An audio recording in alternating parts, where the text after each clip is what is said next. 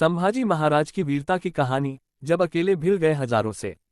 छत्रपति संभाजी महाराज को उनकी अदम्य वीरता और शौर्य के लिए जाना जाता है। उन्होंने अपने जीवन में कई युद्ध लड़े और हर बार अपने पराक्रम का परिचय दिया। ये कहानी उनकी अद्भुत युद्धनीति और साहस की मिसाल है। जब संभाजी महाराज ने अकेले मुगलों को धूल चटा दी। एक बार मुगल सेना ने कोंकण क्षेत्र पर हमला किया। मुगलों की संख्या बहुत अधिक थी, लेकिन मराठा सैनिकों की संख्या कम थी। संभाजी महाराज को जैसे ही यह खबर मिली, उन्होंने बिना देरी किए अपने घुड़सवारों के साथ युद्ध के लिए कूच किया। जब वे युद्ध क्षेत्र के पास पहुंचे तो उन्होंने देखा कि मराठा सेना बिखरने की कगार पर थी। मुगलों की विशाल सेना उन्हें चारों तरफ से घेर चुकी थी।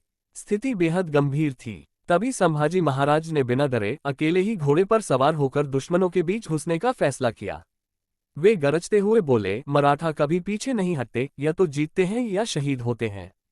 और उन्होंने अपने तलवार से मुगलों पर धावा बोल दिया। संभाजी महाराज अकेले ही मुगलों के सैकड़ों सैनिकों से भिड़ गए। उनकी तलवार बिजली की तरह चल रही थी। वे एक एक करके दुश्मनों को काटते चले गए। उनकी वीरता देखकर मराठा सैनिकों का जोश बढ़ गया और वे दुगुने उत्साह से युद्ध करने लगे। संभाजी महाराज की युद्धकला और रणनीति इतनी जबरदस्त थी कि मुगल सेना में अफरा-तफरी मच गई। थोड़ी ही देर में मराठा सेना ने भी संगठित होकर पलटवार किया और मुगलों को पीछे हटने पर मजबूर कर दिया। संभाजी महाराज के नेतृत्व और पराक्रम के कारण मुगलों को करारी हार मिली। वे जान बचाकर भाग निकले।